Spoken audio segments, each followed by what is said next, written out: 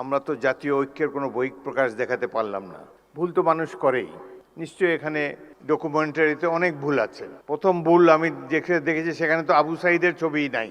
আবু সাঈদ এই বিপ্লবের প্রতিচ্ছবি, প্রতীক। তার ছবি না থাকলে এটা কোনো ডকুমেন্টারি হলো না। সেখানে আরও নাই দেশনেত্রী বেগম খালেদা জিয়ার ছবিও তো নাই। সুতরাং কিছু ভুল হয়েছে এবং এই ভুল মাননীয় মন্ত্রী জোর হাতে স্বীকার করেছেন, ক্ষমা চেয়েছেন, বারংবার ক্ষমা চেয়েছেন। তারপর তো শান্ত হওয়া উচিত এই ধরনের একটা জাতীয় অনুষ্ঠানে। আমি লক্ষ্য করেছি মাননীয় সংসদ সদস্য আক্তার, তিনি তার অনুসারীদেরকে প্রশমিত করার চেষ্টা করেছেন, কিন্তু বাংলাদেশের নেতাকে তো মানে না সহজে অনুসারীরা। প্রতি মুহূর্তেই তারা যে নেতার চেয়ে বড় এটা প্রমাণ দেওয়ার জন্য মুখিয়ে থাকে। সেই কারণেই এই ধরনের একটা অনুষ্ঠানের এই পরিণতি হলো। এখানে যারা বিদেশি বসা ছিল, আমি মনে মনে চিন্তা করছিলাম যে ইংরেজিতেই ভাষণ দেবো, বিদেশিরা দেখুক 16 বছর আমরা কিভাবে কাটিয়েছি, কিন্তু তারা তো চলেই গিয়েছে। যাই হোক, জাতীয় অনুষ্ঠানে এই ধরনের বিশৃঙ্খলতা মোটেই কাম্য ছিল না। বিসমিল্লাহির রহমানির রহিম। সম্মানিত সভাপতি, বিশেষ অতিথি, মাননীয় মন্ত্রী প্রতিমন্ত্রীবৃন্দ, জুলাই শহীদ পরিবারের সদস্যবৃন্দ, জুলাই যোদ্ধাগণ, সংসদ সদস্যবৃন্দ, এক্সেলেন্সিস যারা এখন নাই এখানে, সামরিক ও বেসামরিক ঊর্ধ্বতন কর্মকর্তাবৃন্দ, গণমাধ্যমের সম্মানিত প্রতিনিধিবৃন্দ, উপস্থিত সুধীমণ্ডলী, আসসালামু আলাইকুম। শুভ অপরাহ্ন। আজ মহান জুলাই গণ অভ্যুত্থান দিবস, জাতির ইতিহাসে স্বর্ণাক্ষরে লেখা এক অবিস্মরণীয় দিন। গণতন্ত্র, ন্যায়, মানবিক মর্যাদা রক্ষায় মুক্তিগামী ছাত্র জনতার বিজয়ের দিন। 2024 সালের এই দিনে ছাত্র জনতার সুতীব্র গণ অভ্যুত্থানের মুখে দীর্ঘ 1.5 দশকের স্বৈরাচারী ও ফ্যাসিবাদী শাসনের অবসান ঘটে। ফ্যাসিবাদী সরকার, বশংবদ ব্যক্তিবর্গ পালাতে বাধ্য হয়, মুক্ত হয় স্বদেশ, সূচিত হয় নূতন প্রভাত। সুধীবৃন্দ, প্রথমে আমি জুলাই অভ্যুত্থানে শহীদ ব্যক্তিবর্গের রুহের মাগফিরাত কামনা করছি।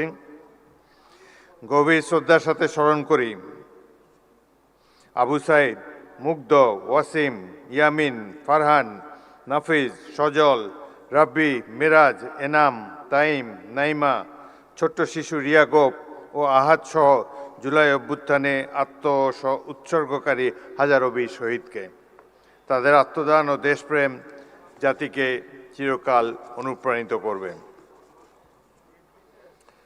সুধীমণ্ডলী, আমি বেশি সময় নেব না, আপনাদেরকে ধন্যবাদ দেই, ধৈর্য ধরে এতক্ষণ বসে আছেন।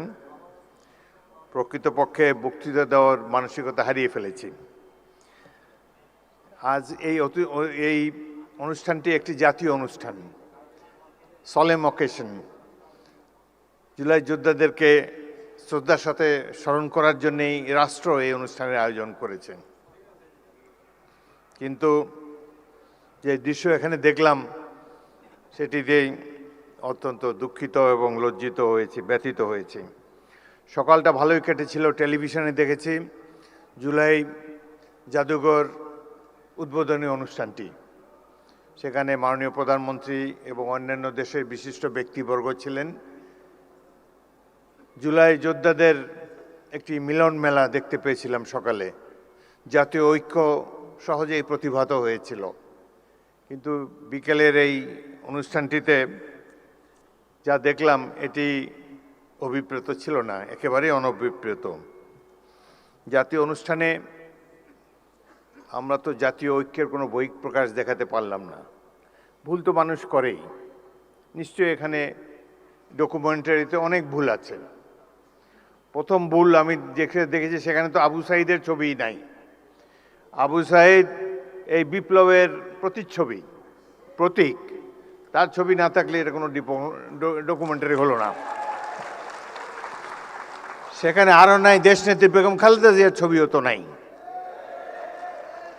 সুতরাং কিছু ভুল হয়েছে এবং এই ভুল মাননীয় মন্ত্রী জোর হাতে স্বীকার করেছেন, ক্ষমা চেয়েছেন, বারংবার ক্ষমা চেয়েছেন। তারপর তো শান্ত হওয়া উচিত এই ধরনের একটা জাতীয় অনুষ্ঠানে।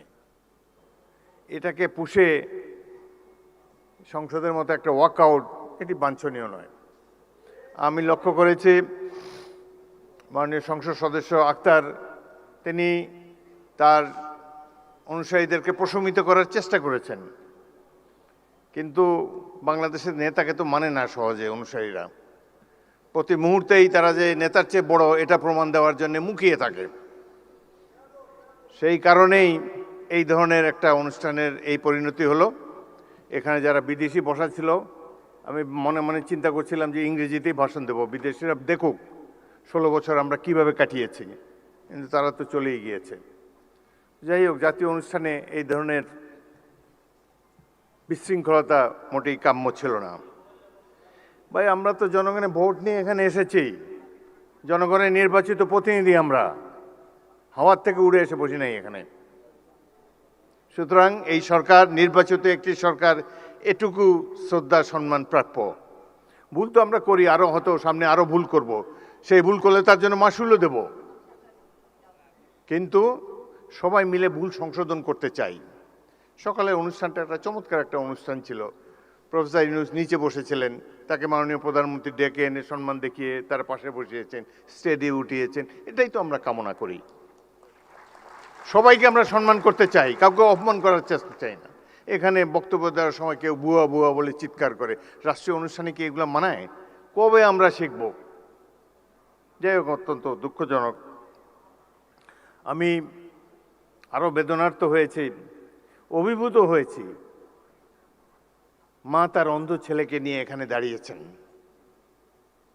তার ছেলেটি চোখ হারিয়েছে গণতন্ত্র পুনরুদ্ধারের জন্যে, আইনের শাসন কায়েম করার জন্যে।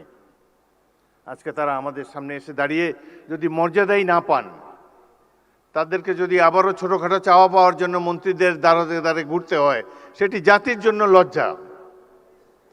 আমি আপনাদেরকে আশ্বস্ত করতে চাই, এখানে দুজন মন্ত্রী, নিচে জুনায়েদ সাকি মাননীয় মন্ত্রী চমৎকার বক্তব্য দিয়েছে। এই সরকার তো আপনাদের নির্বাচিত সরকার, আমরা ভুল করলে আমাদেরকে শুধরিয়ে দিবেন। আমরা তো আর আওয়ামী লীগ হতে পারবো না, হতেও চাই না। আওয়ামী লীগের দেখেন, তাদের কোনো অনুশোচনা নাই। এত অন্যায়, অবিচার, খুন, গুম, মানি লন্ডারিং, হত্যা, নির্যাতন, আয়নাঘর, এতে তারা কোনো লজ্জাবোধ করে না তো। আবার বলে যে ডিসেম্বর মাসে আসেন, দেশে এসে পদার্পণ করবেন। আমরা অপেক্ষা করে আছি, আসেন দেশে। দেশে আছেন, দেখা হবে ইনশাল্লাহ রাজপথে। 27 বছর বয়সে মুক্তিযুদ্ধ করেছি, এখন 82 বছর বয়সে আরেকটা করব বাংলাদেশের জন্যে। বাংলাদেশের জনগণের শাসন, গণতন্ত্র চিরস্থায়ী করে যাব আমরা। রক্ত দিয়েছি এই দেশের জন্য, যুদ্ধে আহত হয়েছিলাম 1971 সালে। এই ধরনের বাংলাদেশ দেখার জন্য নয়। ইনশাল্লাহ জুলাইয়ের যে ইতিহাস, গৌরবের ইতিহাস, পৃথিবীতে অনেক রাষ্ট্র আছে, তাদের এরকম নাগরিক নাই যে উদ্ধত সঙ্গিনের সামনে দুহাত তুলি আবু সাইদের মতো দাঁড়াতে পারবে। কোন জাতি এত সাহসী? আমরা সেই জাতি, তাদেরকে নিয়ে আমরা গর্ববোধ করি। আপনারা যারা এখানে এসেছেন, জুলাই যোদ্ধারা, মন খারাপ করবেন না। যারা জীবন দিয়ে গেছে 71 সালে, তারাও কিছু পায় নাই। আপনারাও যা প্রাপ্য হয়তো পাবেন না, কিন্তু এই সরকারের কাছ থেকে নিশ্চয়ই সম্মান আপনারা পাবেন। আমরা সেই সম্মান আপনাদেরকে দেব। গরিব দেশে যতটুকু সাধ্য আছে সব কিছু উজাড় করে দেব আপনাদের কল্যাণের জন্যে। বাংলাদেশের এই সরকারের সবচাইতে গুরুত্বপূর্ণ কাজ, জুলাইতে যারা আত্মাহুতি দিয়েছে সেই সব পরিবারের রক্ষণাবেক্ষণ করা, এটাই সবচাইতে পবিত্র দায়িত্ব। যারা আহত, চোখের দৃষ্টি হারিয়েছে, অঙ্গ হারিয়েছে, তাদেরকে সুস্থ করে তোলা এই সরকারের পবিত্র দায়িত্ব। ইনশাল্লাহ আমরা সবাই মিলে সেটি পালন করব। জুলাই গণঅভ্যুত্থান আমাদেরকে রাষ্ট্র পুনর্গঠনের সুযোগ এনে দিয়েছে। আমাদের লক্ষ্য হওয়া উচিত একটি গণতান্ত্রিক, ন্যায়ভিত্তিক, দুর্নীতিমুক্ত বাংলাদেশ, যেখানে প্রতিটি নাগরিক সমান অধিকার ও মর্যাদা পাবে।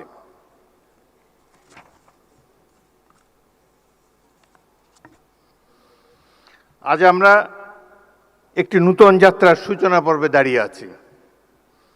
এই যাত্রাপথ সহজ নয়।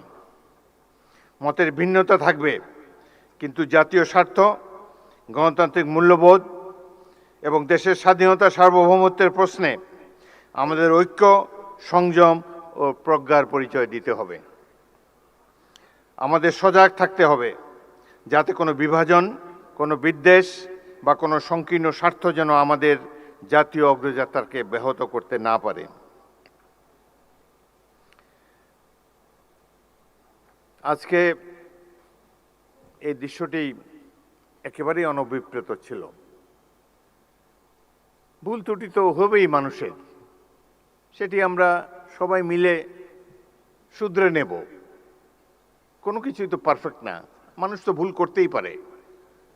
কিন্তু এইভাবে যে বিদেশি অতিথিদের সামনে যে নাস্তানাবুদ হলাম, এটি আমাকে খুবই ব্যথিত করেছে। এবং এই ঘটনায় সবচাইতে খুশি হবে যিনি পাশের দেশে বসে আছেন, তার জন্য অত্যন্ত আনন্দের একটি দিন। যাই হোক, আমরা এটার থেকে ভবিষ্যতেও শিক্ষা নেব। আমি ধন্যবাদ জানাই সরকার সমর্থক যারা এখানে বসে আছেন, আপনারা যারা ধৈর্য ধরে রেখেছেন, কোনো পাল্টা কথাবার্তা বলেন নাই, সেই জন্য আপনাদেরকে ধন্যবাদ জানাই। আসুন, মহান জুলাই গণ অভ্যুত্থানের চেতনাকে হৃদয়ে ধারণ করে ঐক্য, দেশপ্রেম, সততা ও পারস্পরিক শ্রদ্ধার শক্তিতে আমরা এগিয়ে যাই। শহীদদের রক্তে অর্জিত এই নতুন সম্ভাবনাকে আমরা একটি বৈষম্যহীন, গণতান্ত্রিক, ন্যায়ভিত্তিক, মানবিক ও সুধী সমৃদ্ধ নতুন বাংলাদেশ নির্মাণে দৃঢ় অঙ্গীকারে রূপান্তরিত করি। 1971 মহান মুক্তিযুদ্ধ সংগঠিত হয়েছিল গণতন্ত্র প্রতিষ্ঠার জন্যে। 71 এই জনযুদ্ধ ছিল গণতন্ত্র প্রতিষ্ঠার যুদ্ধ। একইভাবে জুলাইয়ের এই যুদ্ধ ছিল গণতন্ত্র প্রতিষ্ঠার জন্যে। কেউ কেউকে বলতে শুনেছি, আমরা কি নির্বাচনের জন্য জীবন বিসর্জন দিয়েছি নাকি? নির্বাচন তো গণতন্ত্রের অনুষঙ্গ। এই দেশে যতদিন গণতন্ত্র থাকবে, সাধারণ মানুষের মত প্রকাশের স্বাধীনতা থাকবে, ততদিনই আমাদের স্বাধীনতা সার্বভৌমত্ব অক্ষুণ্ণ থাকবে। সুতরাং গণতন্ত্র কোনো হেলাফেলার জিনিস নয়। যাদের জনগণের সামনে দাঁড়াবার শক্তি নাই, যাদের সেই অতীত নাই, জনকল্যাণ যাদের মাথার মধ্যে নাই, তারা নানা ধরনের তত্ত্বে সমাবেশ ঘটাবে। অনেক কথা বলার ছিল, কিন্তু রাষ্ট্রপতি হিসাবে সব কথা বলা ঠিক না। ঐক্য বিনষ্ট হয়ে এরকম কোনো কথা বলতে চাই না। আমি খুবই সামান্য মানুষ। এখানে যা কিছু সম্মান দিয়েছে, আমাদের দল দিয়েছে, জনগণ দিয়েছে, মহান জাতীয় সংসদ দিয়েছে। আমি ক্ষুদ্র ব্যক্তি, কিন্তু একটি বড় চেয়ার আপনারাই দিয়েছেন, সেখানে বসে আছি। চেয়ারের মর্যাদা যাতে সবসময় থাকে, সেই জন্য, আমার জন্য নয়, চেয়ারের মর্যাদা রক্ষার জন্যে, বাংলাদেশের মর্যাদা রক্ষার জন্যে আমরা প্রত্যেকটি নাগরিক সচেতন থাকব, এই কামনা করে বিদায় নিচ্ছি। আপনাদের সবাইকে ধন্যবাদ। ধন্যবাদ মহামান্য রাষ্ট্রপতি।